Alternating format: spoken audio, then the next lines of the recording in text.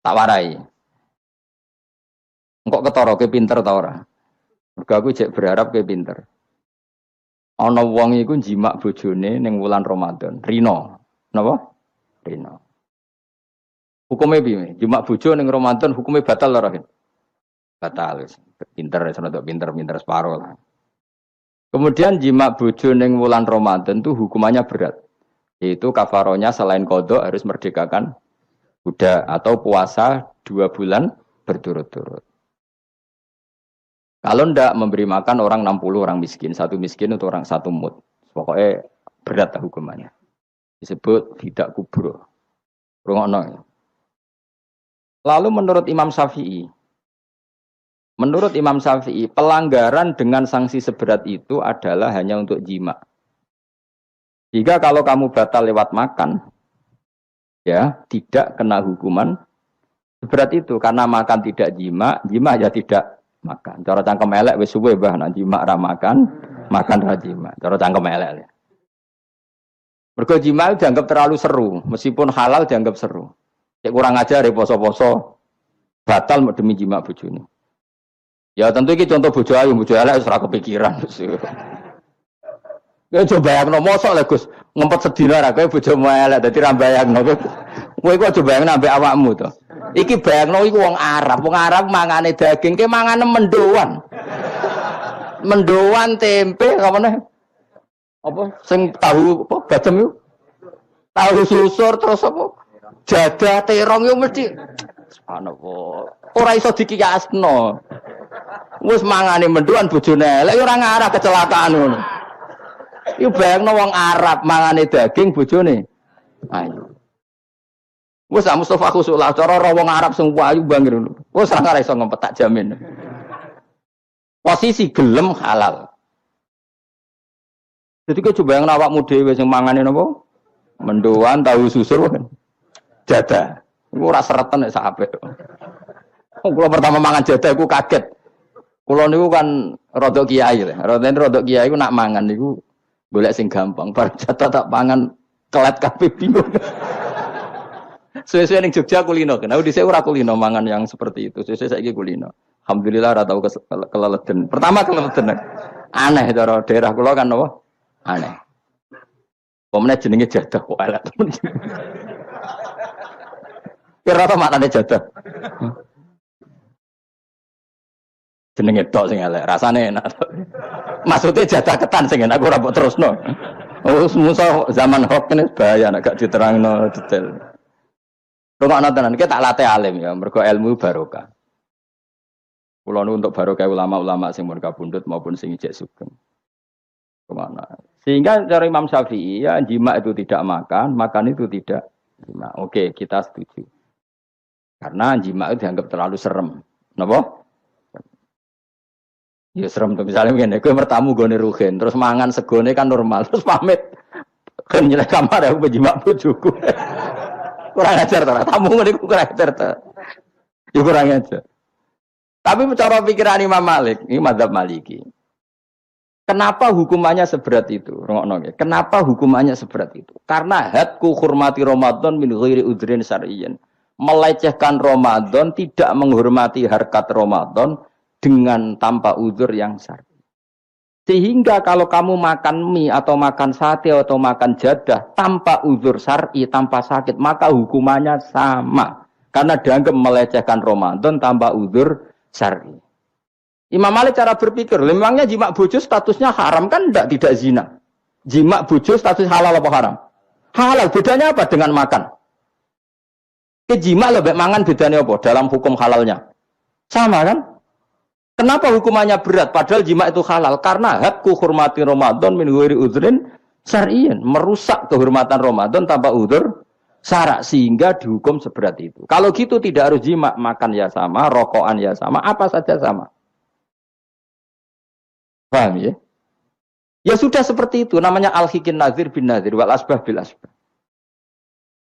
Maka menjadi lazim dalam hukum fikih ketika sesuatu disebut itu mewakili yang lain yang semakna, jadi buat kias.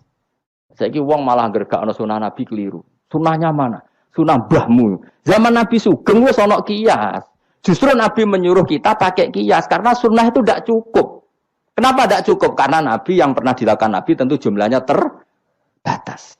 Mau tidak mau dalam hukum terkini kita pakai kias. Saya sidik-sidik orang oleh kias kudu sunnah. Maka untuk melawan seperti itu, saya kudu cangkem elek gerem. Tapi cangkem elek kerapi, ulama kok cangkem elek. Malah tak wakil lo kue, sing wis pantes cangkem elek. Kalau di murid, cangkem elek kan, ya kok kue ngono maksudnya ditakoki. Gimana hukumnya salaman setelah sholat? Oh, enggak ada tuntunannya, bid'ah. Dari sing cito, kubu sebelah mau corone. Dari sing santriku ya rada kurang ajar, kok kue ini. Dari santriku, ya enggak usah dihukumi bid'ah, biasa saja. Mana ada di fikih hukum biasa saja? Ya pokoknya biasa saja. Alasannya apa? Kamu setelah sholat ke kamar mandi boleh enggak? Boleh. Kamu setelah sholat kencing boleh enggak? Boleh. Ke kamar mandi kencing boleh. Lalu nyalakan HP boleh. Nah, kenapa kalau salaman enggak boleh? Bedanya apa dengan nyalakan HP? Padha cangkem elek. Iki cerita cangkem elek. Maksudnya itu akhirnya satu-satu yo satu-satu. Lah kula sebagai kecelok wong alim do takok aku, dua-duanya takok. Cara jenengan sepundi? Padha nganggure ya mrene ngono. Lah kok saged Gus? Ning dinggon argumentasi hukum kok ketemu pangeran debat, ben pangeran sing mutusno. Karena niku sepadha lucune. Padha lucune lho wong padha nganggure debat ngono lah apa? Nek kowe wong parek pangeran, bar salat ben nguyu ya nguyu, timbang nguyu ning masjid.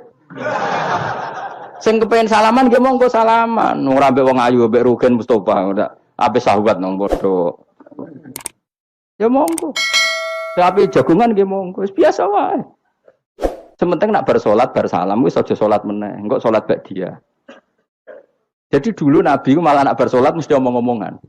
Mergo kesunatane memisah salat fardu dan salat sunat. Maka lakukan sesuatu, di antaranya merubah tempat duduk atau ngendikan. Jadi dulu itu enggak terikat. Ayo, ngono iku jenenge kias. Kalau kamu bar salat, boleh enggak kamu setelah salat nyalakan HP? Ya boleh. Boleh enggak setelah salat nge-SMS orang? Ya boleh. Kok enggak dihukumi bid'ah? Kenapa salaman tok yang tersangka? Nah, itu kias. Tapi kalau terus mendingin berhubung sama-sama enggak ada dalilnya, milih yang enggak salaman. Tepaan pinggirnya kira cocok. Ya, tapi ada ngono jujur. Yang ini enak cocok salaman, ora cocok ora usah. Malah angel meneh kan hukum ngono kan. Tapi susahnya apa sih kita tidak ngomong seperti itu? Sing salaman yo keben, wong ini alam demokrasi. Sing salaman yo keben ya biasa wae. Wong bar salat itu perintah pangeran eling pangeran. Ya sudah.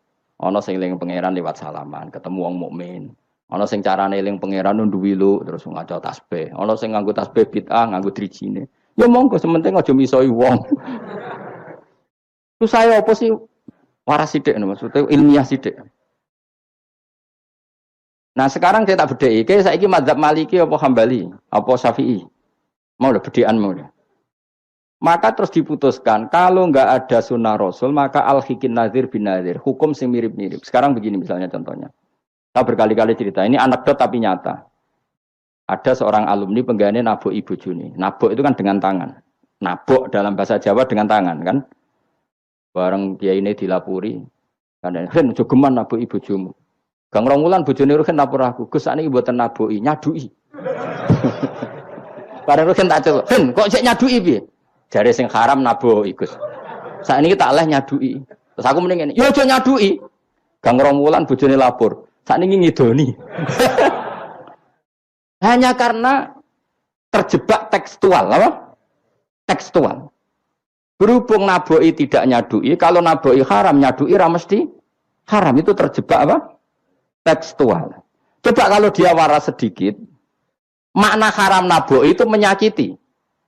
Saya ulang lagi, makna haram naboi itu maka nyadui juga sama, ngidoni juga sama, ngember nganti utang-utang tonggo yo sama, karena itu sakit loh perempuan utang-utang itu. Itu milih di cerdas ngono. Terus bertakoi, sunnah rasulnya mana? Bar saya. Ya malah nak pangeran ngendikan ning wong tua mau fala taqul lahuma uffin. Jangan katakan hus, terus dia mendingin jancuk bapak. Loh, kok muni jancuk? Kan tidak uffin. Waras to ora wong sing muni ngono. Kowe semuanya ora lho. Maka sebetulnya zaman Nabi itu sudah ngendikan al-hikin nazir bin nazir. Sehingga kalau orang tua haram dikatakan hus, maknanya haram disa itu yang maknanya sejenis maka sah. Jadi mulai dulu kias itu ada, meskipun ya tentu jangan kebablasan. Misalnya yang tanpa ilmu itu kias yang kebablasan. Maka ini penting sekali ngaji. Nah, para delegasinya Rasulullah dulu dibekali gitu. Sayyidina Ali ditanya, terus kaidahnya yasiru walatu asiru basiru walatu nafiru. Bikin mudah, bikin ceria, jangan bikin susah. Bikin gembira, jangan bikin susah. Mulane kalau ngaji seneng guyon. Perkara ini kowe wis sumpek ning omah, rai-raimu wis rai sumpek. Lah wis sumpek ning nggon ngaji, disumpekno pisan.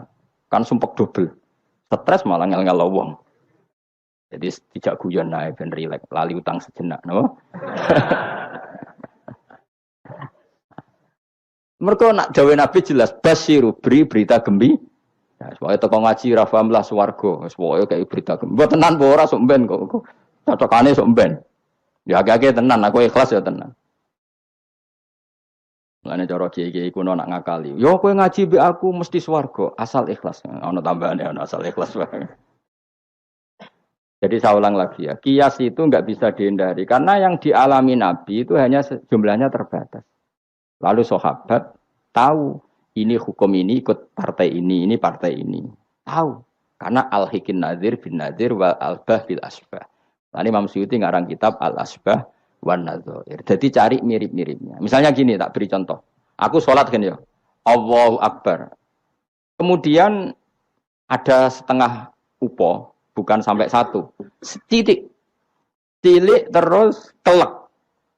Itu kecelok makan apa kecelok keuntal?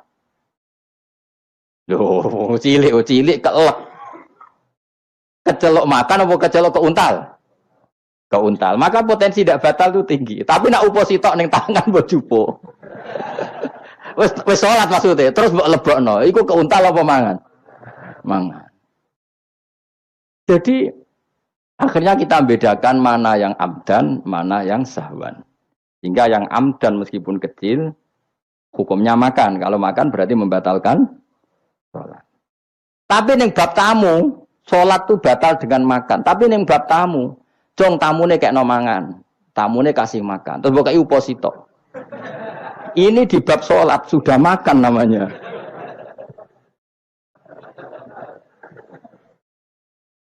Paham ya?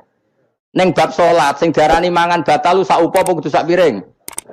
Sak upo. Nah neng bab nyugoi tamu, sak piring apa sak upo? Sak piring. Sama-sama istilahnya makan, tapi orang akan tahu konteksnya. Makanya dibutuhkan kontekstualis muktadul hal, bukan sedar tekstual. Nah, sekarang orang malah mau didorong supaya terlalu tekstual, ya tidak bisa. Apa ngajak goblok bareng? Lah nak nuruti bid'ah kowe ngaji bid'ah, mana ada Nabi wa tafsir Jalalain. Wong Jalalain ora ngono. HP Nabi ora tau nganggo HP. Pemene WA nang tambah ora tau. Partai, zaman Nabi apa ono partai ngene. Sesuai tak takoki, lha kowe salat kok ning Indonesia, Nabi ra tau lho salat ning Indonesia.